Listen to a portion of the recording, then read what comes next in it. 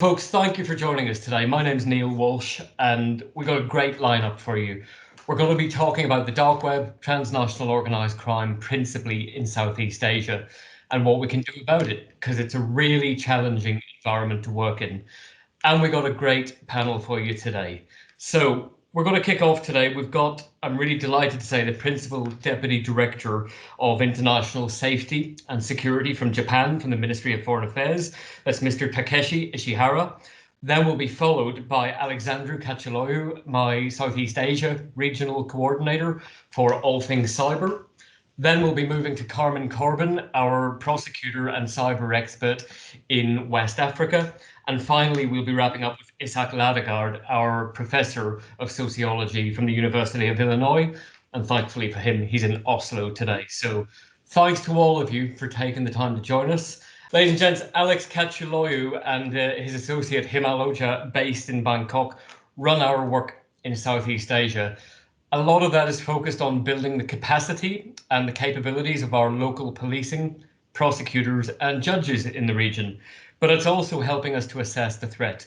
And that's very much down to the donor funding that Japan gives us. So, Alex, I'm going to jump on to you and ask if you'd take the floor for me, my friend. Thank you.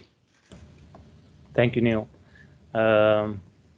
Yeah, it's great to have so many people join online. Exactly, it would have been impossible to have such a wide audience connecting from all over the world if we were in Vienna right now. Alex, before you start talking in too much detail, can you tell everybody on us today, give us that 30-second, what is the darknet? Why does it matter? Because there's lots of people on here who will have expertise, who understand what it is, but for those who don't, what's it about? Sure. The darknet is, as many people may be familiar with the now infamous iceberg image, we have the tip of the iceberg outside of the ocean, and then the part beneath the ocean that is a lot larger, right? So this is a good graphic representation of the darknet. So the internet is composed of three parts, we can say. The tip of the iceberg, the part that we're all used to seeing, the internet that we all use, that we connect to every day, the social media websites, the parts that we can search through Google and other search engines.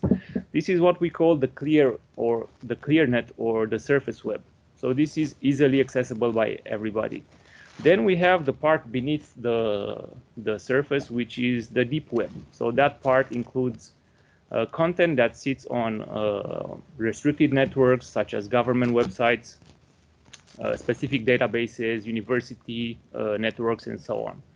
And then we have the part right at the bottom that we call the darknet. And here, the darknet is composed of several types of overlay networks that we call darknets. The most typical one and the most used one is the Tor network, but we have many others. I think on Wikipedia, if you look up darknets, you will find around 20 plus current darknets. So what a darknet does is it can offer you a chance to hide your IP address. So this has helped freedom advocates, freedom of speech advocates, and people that want to avoid oppression and bypass government censorship online, but has obviously also sparked a lot of criminality. Okay, so this is what I meant about the infamous iceberg picture, right? We have at the top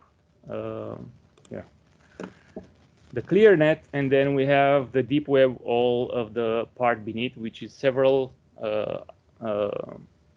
times larger than the clear net. So as I said, the Tor is the most commonly used darknet. And when we've done the research here in Southeast Asia, we focused primarily on Tor. What I have open here is the Tor browser. And in the left side, I am actually accessing the UNODC website. And you can see that the website is here. Once I click on this icon here, you can notice that my internet traffic is actually relayed through at least 3 Tor nodes. So the Tor network is basically routing my traffic through at least 3 Tor nodes before it goes out onto the UNODC website. So the Tor browser can be used to obfuscate your IP address. Now, on the right side, what I'm showing is actually me connecting to a Darknet Market hosted on the Tor network. The difference is that I am going through at least 3 hops, 3 relay nodes, and I cannot know where the website is hosted. So you can tell that this is a Darknet hosted website by the ending of the website. So .onion means it's hosted on the Darknet. So these are some of the challenges that we face when we are trying to research the Darknet related criminality. While as on the ClearNet, on the surface web, website, for example, is intended for Thai audience because it's hosted on a Thai website, .th or .sg, so that means it's registered with the telecom authority in that particular country. Well, on the Darknet, we don't have such a thing. We're not able to know whether this website, this Darknet Market, is hosted in Thailand, in Singapore, or somewhere in anywhere else in the world.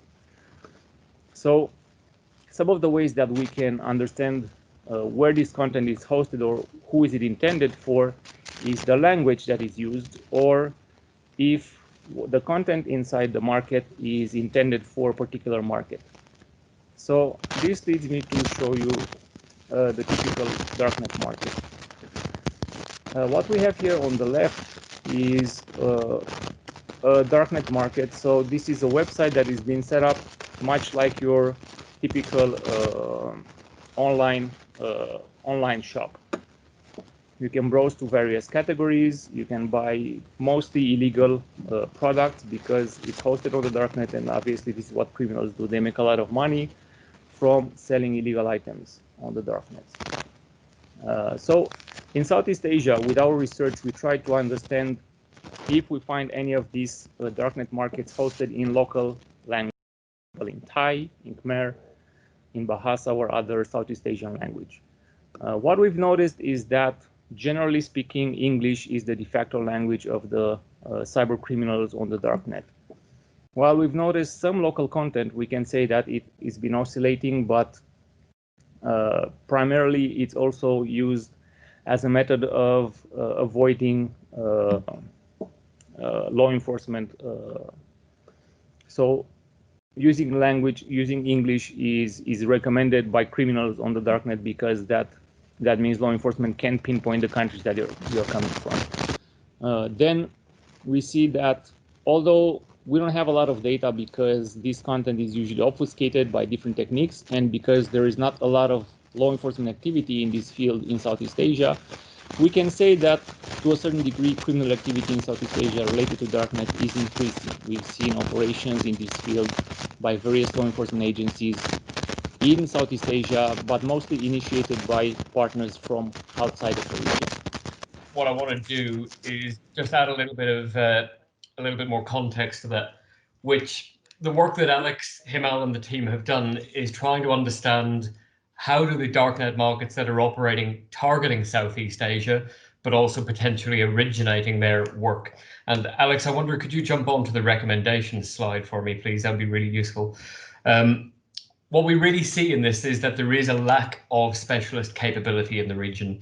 And that's something that we can do to help to build, and also with partners around the world, including our great partners at Interpol, and through using the sort of skill sets at Europol, for example, who have just launched their 2020 Internet Organized Crime Threat Assessment. And I really recommend that as a document to you if you want to understand international organized crime based on the internet and cybercrime in general. It's a fantastic piece of information based on classified data that then becomes public to help us guide what we do. But as Alex and his team have written here in the recommendations, we're not just talking about increasing policing capacity and capability. We're talking about disrupting parcel delivery, especially if you've ordered something on the Darknet, has to be posted to you primarily. So there is work that we can do with postal regulators and with other investigators. It's kind of the Al Capone model, right? You don't necessarily need to go down the technical path. And Carmen's going to talk about that after we jump back to Tokyo first. So Alex, thanks for giving that. I'm sorry about the sound dropping off there, everybody, but that is one of the many delights of doing this stuff online. So Alex, thanks for that. Really appreciate your time this afternoon in Bangkok. And now I'm going to jump back to Takeshi-san in Tokyo and see if we got you back online, sir. Yes, under these circumstances, yes, we may face some technical trouble. But I'm back here, and let me begin by introducing myself. And I'm Takeshi ISHIHARA, Principal Deputy Director of the International Safety and Security Cooperation Division of Japanese Foreign Ministries. My division is in charge of overseeing Japan's foreign policy to combat all forms of transnational organized crime, including cybercrime. We are also in charge of contributing to the important work of the UNODC, and we wish to continue to be a strong supporter to UNODC. I'd like to convey my deepest appreciation to the UNODC and you, Mr. Neil Walsh, and his dedicated team for organizing this virtual side event under the difficult and unpredictable circumstances. To begin with, I would like to highlight that even under the difficult or even severe circumstances posed by COVID-19, international community must continue its efforts to combat organized crime, including cybercrime, by making best use of new technology. Criminal organizations will not only continue their illicit activities by abusing new technologies, but will further seek to exploit these newfound opportunities. Such abuse of technology includes the use of dark web, which is the theme of today's side event. Let me give you a national perspective from Japan today. According to the recent report released by the Japanese National Police Agency, in the first half of 2020, the threat in cyberspace continues to remain a serious situation. Moreover, the report found that the malicious activities in cyberspace that exploit the anxiety of people who are worried about the situation of COVID-19 have been confirmed. Activities that presumably exploit system vulnerabilities in remote work situations have also been confirmed. Turning our eyes to the dark web, criminals exploit its high anonymity to sell stolen information and illegal goods to make profit and buy information and malware to use for their next crime. In relation to the cyber crimes mentioned earlier, dark web is reportedly used for buying and selling information stolen from medical facilities and the like.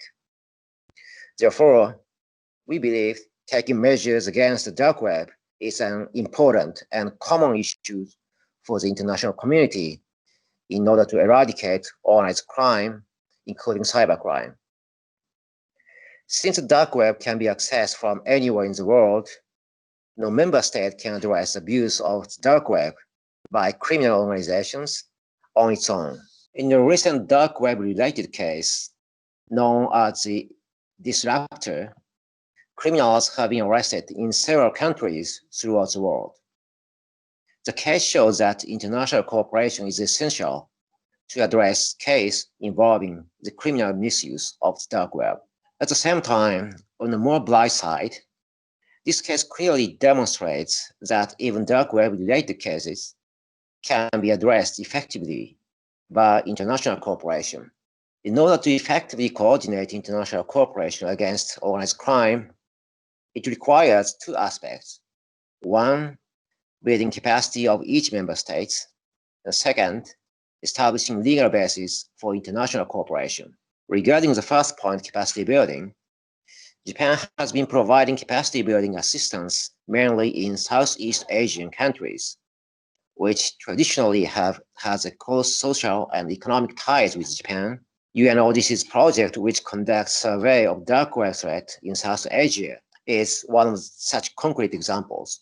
Aside from this project, Japan has supported a series of capacity building programs in South Asian countries implemented by UNODC and other international organizations with expertise, such as UNODC's another project of strengthening prosecution in Southeast Asia, and ASEAN Cyber Capacity Development Project implemented by Interpol Global Complex for Innovation. I believe the result obtained by this WorkWeb threat survey is very important, not only for the Southeast Asian member states and Japan, but for other countries in other regions. In this regard, I would like to thank UNODC and Southeast Asian member states for their cooperation in conducting this project under the difficult circumstances. So I'm very much looking forward to hearing about the result of the survey from Mr. Alexandru. I also like to stress here the importance of information sharing of the assessment and the result of the projects in order to consider and develop the effective measures to tackle the dark web threat. I would also like to emphasize the cooperation among relevant stakeholders. Collaboration among project implementing entities is, needless to say, important. Furthermore, we need to consider cooperation not only among governments and the international organizations, but with other stakeholders, including local authorities, business circle, academia, and civil society, to effectively address this emerging threat. I believe that UNODC will continue to play a leading role in facilitating further cooperation among relevant stakeholders. Therefore, we need to enhance collective support towards the work of the UNODC and encourage all member states to consider contributing to the ongoing and future work led by Mr. Walsh and his dedicated team. Regarding the second point on establishing legal basis, I wish to stress that United Nations Convention against Transnational Organized Crime, UNTOC, remains one of the most important international instruments for international cooperation. Even after 20 years since its adoption, the importance and relevance of UNTOC remains unchallenged. This owes to the broad scope of the convention and its applicability to new and emerging forms of crime. I think the provisions of UNTOC can also apply to organized crime related to the dark web, and we hope that this side event will help us consider how to UNTOC can be used for the dark web related organized crime. In addition to the UNTOC, the Budapest Convention is also a useful legal instrument for combating cybercrime. The additional protocol to the Budapest Convention is currently being drafted to achieve more effective international cooperation in the cloud computing era. These instruments can also be effective legal basis for combating misuse of the dark web, and I hope we can strengthen international cooperation through these instruments with member states participating in this event. Lastly, please allow me to mention about the Kyoto Congress. Japan will host the 14th United Nations Congress on Crime Prevention and Criminal Justice in Kyoto next March. One of its agenda items focuses on international cooperation and technical assistance to prevent new and emerging forms of crime. Besides, practical discussion on how to equip themselves to tackle dark web criminality will be made at a practical workshop focusing on new technologies as means for and tools against crime. I wish active engagement in close discussion in March. In closing, Japan is confident that this event will facilitate international cooperation to combat organized crime related to the dark web. Thank you for your attention. Thank you, Mr. ISHIHARA-san. We really appreciate your time today, especially as it's getting towards the end of the day in Tokyo. Thanks for your support. Thanks for keeping us going financially, because we are one of those bits of the UN that are entirely reliant on donors to allow us to do our work, and we couldn't do this without the continuous support and reliable support of the Japanese government. So we appreciate it very, very much indeed, and I hope that we get to go to Kyoto in March if our world turns back to some side of normality. So thank you, sir, for giving us your time today. We actually had a question for you, which was, could you repeat the name of the Darknet case that you cited, or if you want to write it in the chat, or someone can write it in the chat for us, that would be great. Okay, we will check, and I will try to name of the case in chat. Okay. Beautiful. Thank you, sir. Appreciate it very, very much. Okay, so we've heard from Mr. Ishihara-san, and you've heard from a little bit from Alex already. I'm trying to get Alex to run around to another side of his office so that I can bring him back in later. But we've had a couple of questions come up already, and Carmen, I'm going to come to you in just a second. First question was, is it safe to download the Darknet Tor browser? Yes, it is. So the Tor browser is essentially just an updated version of Firefox, and it has some extra bits around it, and you can download it on your phone, on your iPhone, your Android, on your laptop. It's free, and it's quick and easy to use. It has regular updates put on it. But something that I want you to take away from this, and we're going to hear about this from Carmen, but also from Isak as we go on, is just by downloading Tor and using Darknet platforms doesn't mean that you are actually totally anonymous. There are methods of identifying people who are conducting crime there. So we just got to be super careful. And our message really to those who use the Darknet for committing crime is you have no idea if you're engaging with another like-minded criminal, or you might be speaking to a cop. So it's always worth having that in the back of your mind. So ladies and gents, I'm going to run on now to Carmen. Carmen Corbin is our newest member of the team, joined us a few weeks ago and only just arrived in Dakar, Senegal. Carmen is a highly experienced prosecutor from the US Department of Justice, and having previously served in West Africa before joining us. So Carmen, I'm going to come on to you, and if you'd be so kind, can you tell us, we heard some of what Alex was saying there about conducting Darknet investigations, that they are really technically difficult. Can you tell me what your experience as a prosecutor, what are the challenges that you faced in gathering that sort of evidence and bringing it to a conclusion? Carmen, over to you. Yeah, thanks, Neil. Good morning, everyone. Good afternoon, depending on where you are. I am in Dakar, Senegal right now, and I'm happy to be joining this event today, even if it's virtual. I'm especially happy to talk about my experience as a prosecutor. So I was a prosecutor in the United States for almost 12 years. And the majority of the time that I was working as a prosecutor in the US, I specifically focused on cybercrime, all types of cybercrime. And I had a handful of these types of cases that came from the dark web, especially as that became more of a platform in which a lot of criminals were working. And I would say that the biggest challenge that we have, which is basically been identified from all of the speakers this morning, is identity. We have an identity crisis. That's what I would say. And that is because, as was explained earlier on, that using the dark web, Tor, and some of its other similar techniques, it is a way of masking a person's identity, because the information that we typically receive regarding IP addresses or something else is masked through the usage of the dark web software, the Tor browser, for example.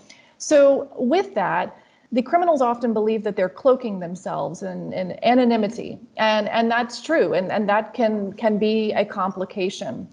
But I want to emphasize what Neil has just said.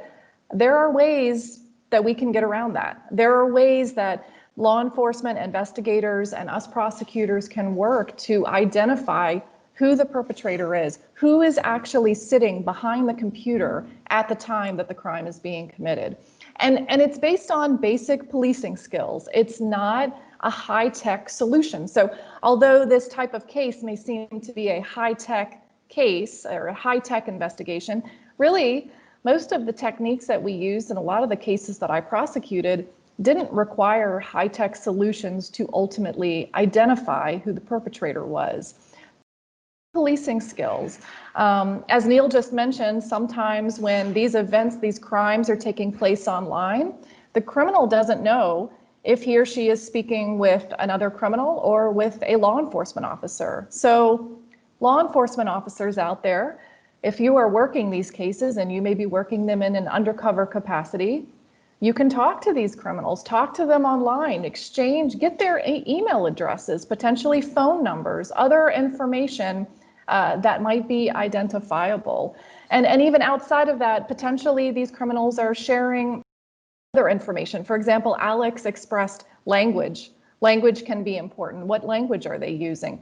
Maybe there's some photographs that show a background or a location that might be identified. All of that information is really basic police sleuthing. It's basic police investigation tools.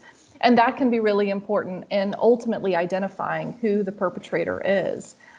I also want to talk about, though, in the importance in doing that sort of activity and maybe obtaining additional information. It's really important to follow the rules and regulations of your country and be sure to protect people's human rights. And what I mean by that is if search warrants are needed, then it's important to get the right probable cause. It's important to put the information together to establish the true story that you need to then tell the judge or whoever is going to be evaluating your evidence, that can give them the complete story and the complete information of why you believe that this particular person or this particular email address will help you ultimately determine who is the criminal in this case. That can be really important, and especially it was important in my cases. Also because following those rules and regulations, adhering to human rights protections and following those rules legitimizes the work that we do as police officers and as prosecutors. It gives us, I would say, respect from the community, from the world, from the public, and the work that we're doing, because it shows that we take seriously what we do, and it's important that we do it the right way. And by doing it the right way, the public and the world sees that we are working in their benefit and for them. This also is really, really important because at the end of the case, when it is about to be presented potentially to a jury or a judge, you need to be able to use all that evidence that you obtained. And in order to do that, at least in the United States, and I know in other countries across the globe, you have to have followed the correct procedures, the correct legal processes in order to be able to use that evidence in a trial or to present your case to a judge. That is really important because you don't want to get to the end. Maybe you and your investigation have been able to identify this really bad guy, this bad guy who's doing bad things online, potentially to children or to a community, and you can't stop him or her. You can't stop them because the evidence that you obtained was obtained illegally. So I can't stress enough how important that is to follow the rules, follow the regulations of your country, and get the evidence correctly. There's ways to do it that doesn't require, improper procedures. I would also say, at least my last point, for focusing on what the prosecutor's vision is after the investigators have worked the case, it becomes the prosecutor's, I would say, job, and sometimes law enforcement as well, and in different countries maybe a magistrate judge, to be able to explain the steps of your case, the steps that led from A to Z to explain how you've been able to show and prove in the US beyond a reasonable doubt, but with a specific amount of evidence that this particular perpetrator is the bad guy or the bad girl who did this crime. And I want to emphasize that one of the major lessons that I had to learn as a prosecutor was how to tell that story, oftentimes to people who aren't tech savvy, possibly to a judge who maybe doesn't have an email address, or potentially a public juror. In the US, we have jurors who come in to evaluate our cases at trial, and they're people from the community. They may not have nearly the technical experience that you, as the prosecutor or the law enforcement officer, have. And it's important to understand that, because then you need to tell your story about your case in a way that is easily understood to them.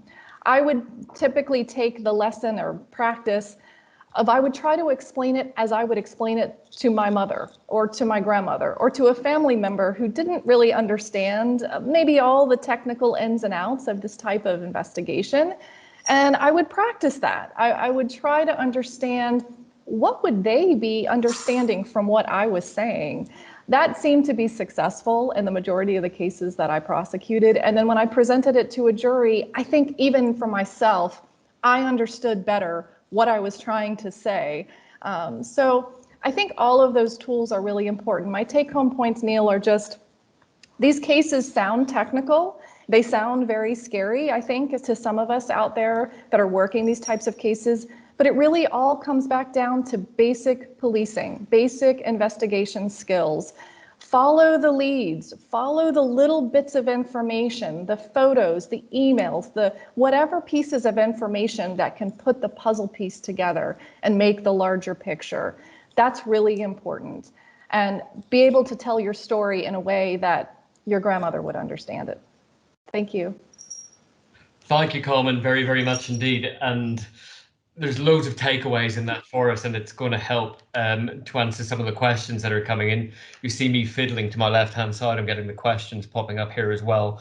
Carmen, I'm going to fire one of these at you. And just to make it clear to everybody, these are our thoughts, okay? This isn't necessarily an organizational position. But turning your previous head on as a prosecutor, what can government do to strengthen the liability or accountability of digital platforms and other online service providers?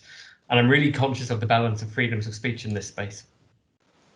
Absolutely. And you know what, that's a challenge I think that we are battling right now, and trying to figure out where is that balance. That balance is a balance that we, I think, across the globe are trying to figure out at the moment. My personal thoughts, at least just on how can this work better, is just increasing the collaboration, increasing the communication between private sector and the public sector, the law enforcement officers, trying to make those connections stronger, more understood, so that each party understands a little better about what each needs to make the next steps, potentially in an investigation or whatever is next. I think us at UNODC, at least here in West Africa, and I know across the globe, we're working to help build those relationships, create those relationships, make those connections, especially for many of the law enforcement and public servants that are in places that maybe don't have such access as easily as others. So I think one of the biggest things we can try to do is increase the conversation and increase those connections. Thank you, Carmen. And I think something that always, I often get asked, why don't we just ban the darknet? First off, it wouldn't work, right? It's just software. But something, and those of you who have heard me speak on this before, you've heard me say, I hate seeing kids getting run over by drunk drivers. But the solution isn't banning the car, okay? It's the criminal activity that is using the technology or the hardware. So sometimes I think if we focus too much on the hardware, we actually miss the point of what's going on around it. And that's something we really always have to have at the top of our mind. There's loads of questions coming in. I thank you for that, but I'm going to move to our next and our final speaker, which is Professor Isak LADEGAARD from the University of Illinois. Isak, you're in Oslo today, which is great. You're not having to get up at 4 o'clock in the morning, which makes things a little bit easier for you. And you're going to tell us about your experience of the deterrence effect of law enforcement operations. And just to set that context, we've seen in the news over multiple years, law enforcement operations internationally taking down some of those big dark web, darknet marketplaces. So Isak, over to you, and thanks for joining us today. Hello, everyone. Thank you for that, Neil. I'll get right to it as we don't have too much time left. So I have published 4 journal articles on the subject we're talking about today, and I'm happy to share these papers with anyone interested if you get in touch with me. And in my work, I'll focus on drug trade in the darknet. And what I found in my work is that people in the darknet economy, so drug sellers, consumers, and market operators, these people are remarkably adaptable. They adapt remarkably well to the setbacks they face. Okay, and I have 3 examples from my own research here. So firstly, I found that when a major drug dealer was arrested, his business was replaced within a couple of months. And secondly, I found that when law enforcement shut down a market or several markets, other markets were quickly created. And after a few months, again, trade levels were more or less back to where they were. And thirdly, when a market operator was sentenced to life in prison, trade did not decrease, it actually increased. So how are these people able to bounce back? That's the interesting question, right? And the answer is, I think, that actors in the darknet, they can really operate openly and secretly at the same time.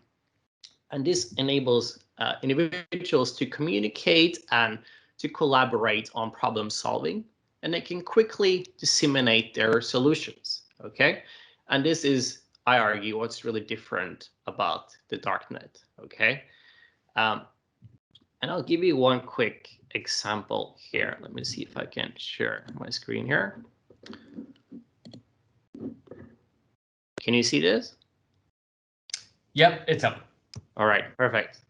So we're now looking at a screenshot from the Silk Road, which was the first really sophisticated e-commerce market for illegal goods and services, okay? This market was opened in 2011. 2.5 years later, it was shut down by law enforcement. Now, did trade continue after that? The answer is yes. So the blue bars on the left here refer to existing research on the Silk Road and trade in Silk Road. And the 3 orange bars on the right refer to 3 markets that I examined in my own research. Okay, and as you can see, trade not only continued, but eventually surpassed the previous peak of the Silk Road market, right? So trade continued, but how did it continue? Well, I found in my research that after the crackdown on Silk Road, actors faced 2 major problems, and they came up with 2 solutions that really transformed market order. The first problem they faced, which we have alluded at already, was identity verification. Okay, so you can imagine if you are a consumer in the Silk Road market, all right, and you like to buy cocaine from the seller called Jasmine because she is reliable, she has high quality cocaine and so on. The market is shut down and you decide to relocate to the green market there, and you see someone else called Jasmine, and you would like to keep buying from her, but how do you know it's the same person? It might be an undercover law enforcement officer, as we have talked about, or it might be a scammer, right? So this was a big problem for people who wanted to relocate from shut down markets, right? And the solution they came up with was to use encryption signatures, which essentially enable you to have verifiable pseudonyms anywhere in cyberspace. So if you use the same encryption signature, then you can easily verify that you are who you claim to be. You can verify that, yes, I'm the same person who used this signature 2 years ago, okay? And this enables actors to move around in cyberspace almost like nomads, okay? And the second problem people faced in this world was information access, all right? So when Silk Road was shut down by law enforcement, if you wanted to relocate to a new market, then you would have all these questions, right? What happened? Where can I go? What do I need to do? What are encryption signatures? And how do I encrypt my communication? And the solution to this problem, to the lack of information, was really to create what I call information hubs, which are essentially websites with a lot of practical information, okay? And these websites and these information hubs, they enabled organized movement of people and capital. So when a market is shut down, you don't know where to go, you don't know what to do, there will be information hubs with all the information necessary, okay?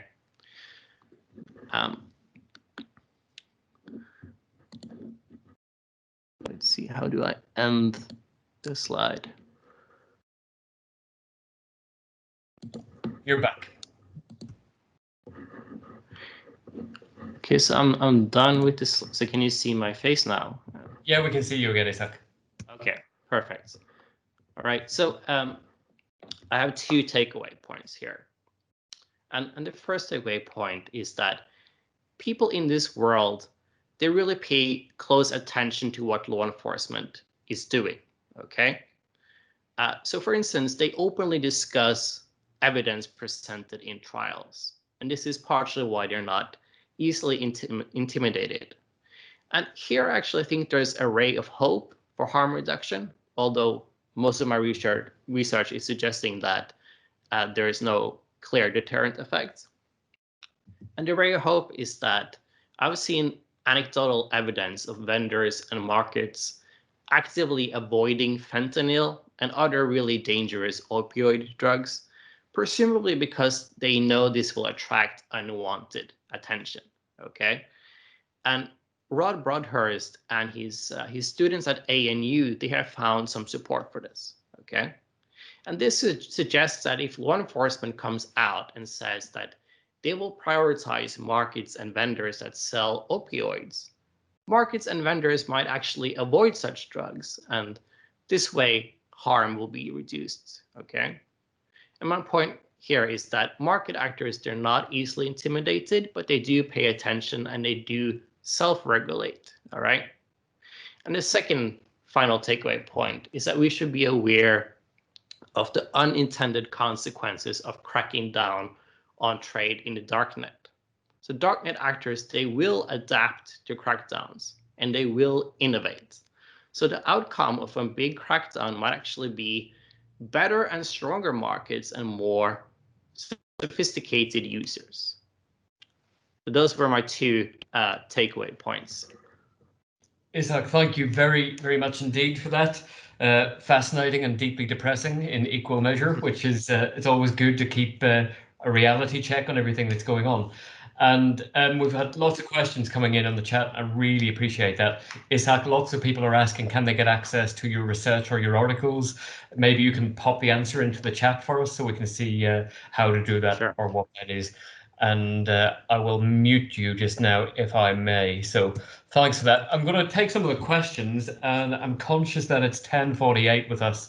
Folks, I'm going to run to about 5 minutes to 11 o'clock at the very latest, so another 10 minutes.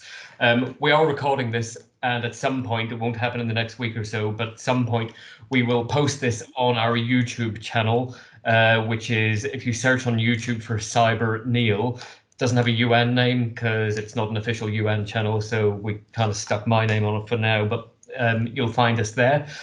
Two of the questions I want to address directly myself is, firstly, what would be the UN solution to a government pretending or saying that child abuse, child sexual abuse doesn't happen in their country? It's a really good question, and I remember facing this probably nearly 5 years ago now with a number of governments who said, this does not happen in our country. This is a phenomenon of the West or the North or the South or the East. And I've really seen a change in that. I've seen a change in recognition across government that this criminality, especially online child sexual abuse and exploitation, happens everywhere. If there's an internet connection, you will have an offender, a child sexual offender operating in your country, in your community. We've seen some research from Interpol, and you can find it online yourself, of Interpol's research on child abuse during COVID, and you see the scale of child abuse material being shared, and it'll blow you away. It'll blow you away, the sheer scale of it. And I certainly remember from my time running investigations of the sheer harm caused. And we're not talking necessarily about a 17-year-old sharing a nude selfie, whilst that is a risk. What we are seeing is the 12-year-olds, the 11-year-olds. We're seeing live streaming sexual abuse, rape, torture of babies and infants. And this happens at scale, ladies and gents, which is why we have to do everything that we can to try and stop this.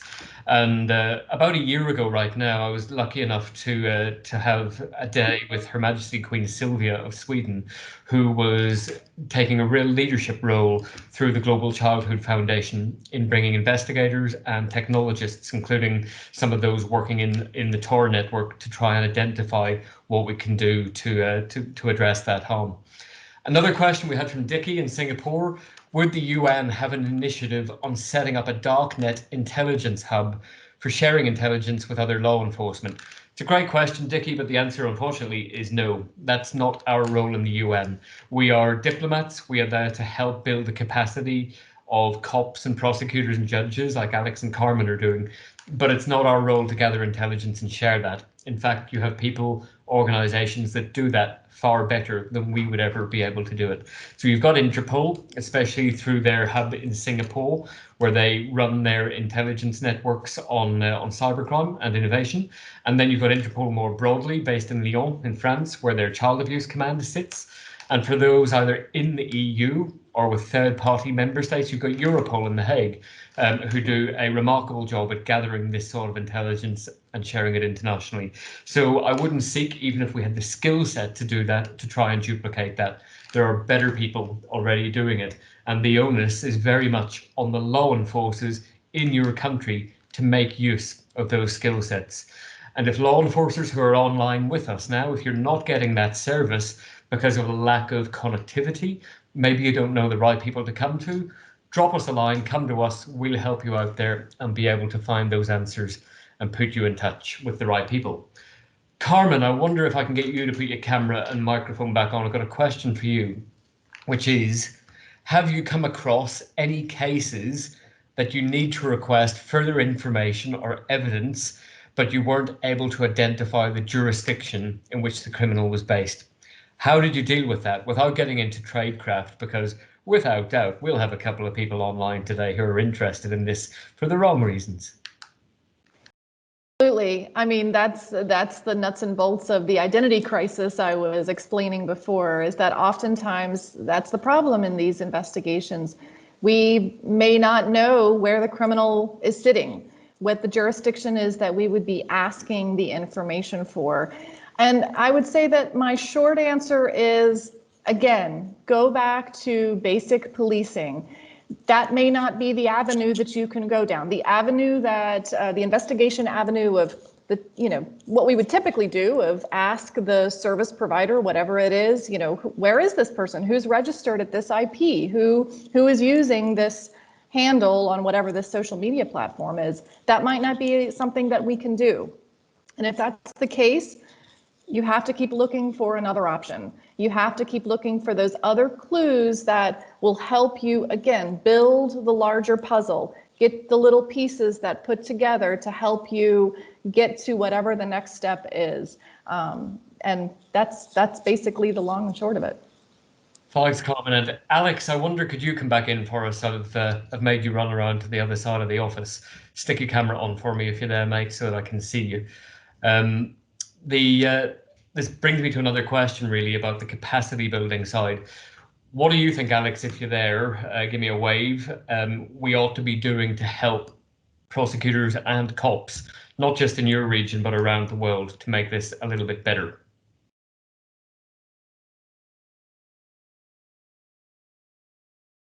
Alex, are you there? Yeah. Hello? Yeah, we got you, mate. Go for it. Yeah. What do we do to help cops do their jobs easier? What's the focus? I think what's important is, first of all, to do more research like this one to understand what's the current situation, right? And what we've noticed here is that we don't have a lot of data because, first, it's a difficult domain to kind of operate in, and it's hard to find this data, but also because there is not a lot of focus from governments in the region at the moment to tackle this.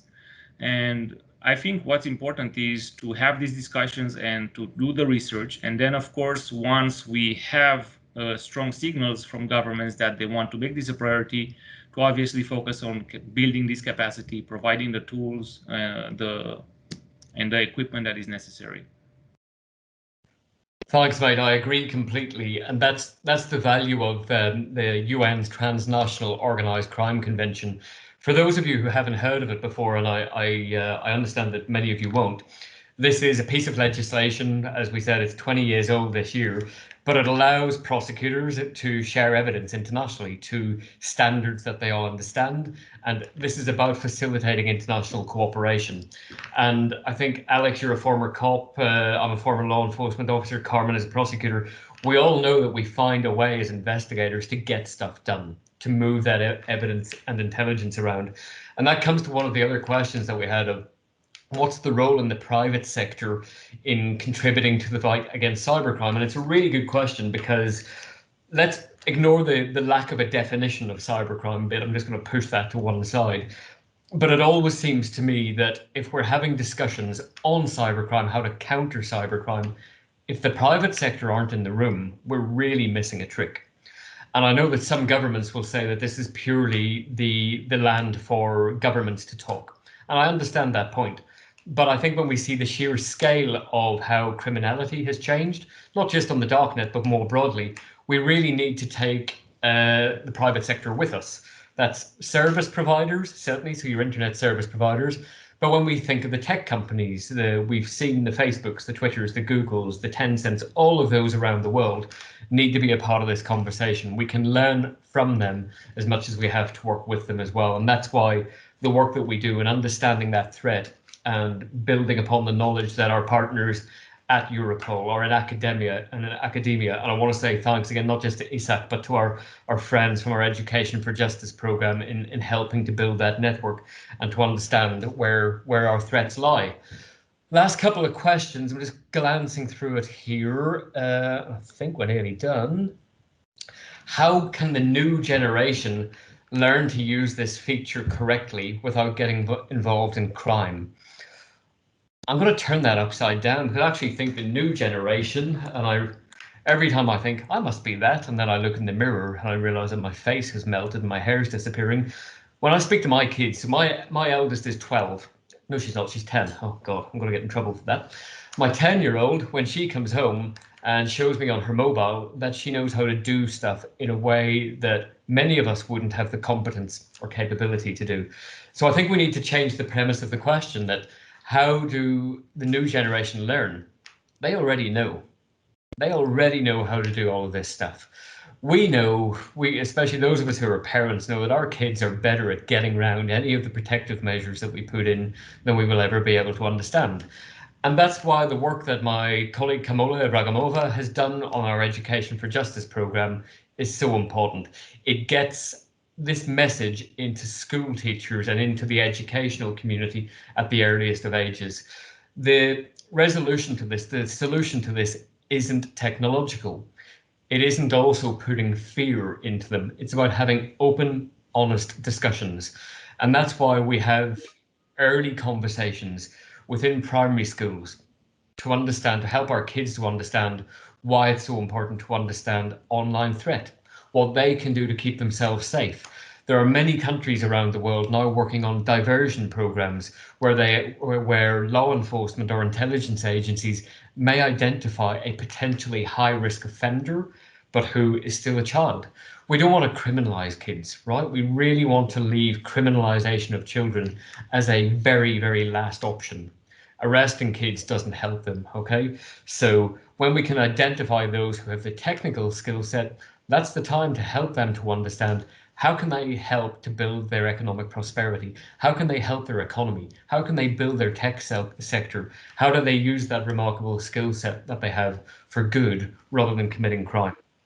So ladies and gents, I see a question saying that people want to get a copy of the presentation. We will do our best. I will work out how to do that. We might be able to attach it as a file to this chat or to this group. But what you will be able to do is watch this thing again on YouTube, and you will see all of the presentation there in the first instance. Ladies and gents, that's exactly an hour. I want to take an opportunity again to thank you all for taking the time of coming on with us today. Those of you, especially in the East Coast US, you are the hardcore who got up early. For those of you who are later in the world, Southeast Asia and beyond, we've seen some in Australia as well. Thanks for coming on. There's over 100 of you online right now.